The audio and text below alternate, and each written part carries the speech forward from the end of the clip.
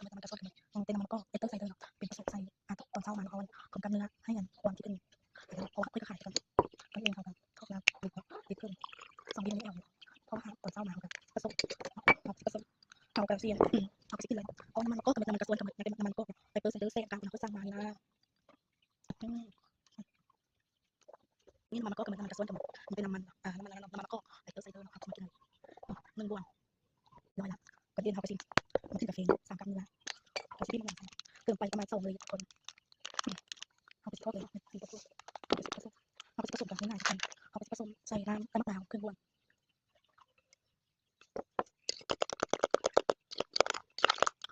ปัญญาไม่ให้กินเผ็ดกินส่วนน้ำมันก็กระส่วนกันอย่างเพราะว่าอย่างคัดอย่างมันก็กันอย่างจ้าเพราะว่าไปซื้อ2 กล่องแถม2 กล่องเพราะว่าเจ้าเค็มนะคือว่าเจ้าเค็มอันนี้เนาะคือว่ากาแฟลดน้ำหนักก็คือมันบ่มีเนาะมากก็คือว่าเฮามันค่าร่างกายกับแข็งๆอยู่แต่ว่ามันก็กับยังอยู่2 ลิตรเนาะ2 ลิตรครึ่งตอนนี้เขาจะกินเนาะเป็นง่ายตอนนี้เขาขอไปกันเด้อไปสนใจไลฟ์สร้างเลยเด้อบ๊ายบาย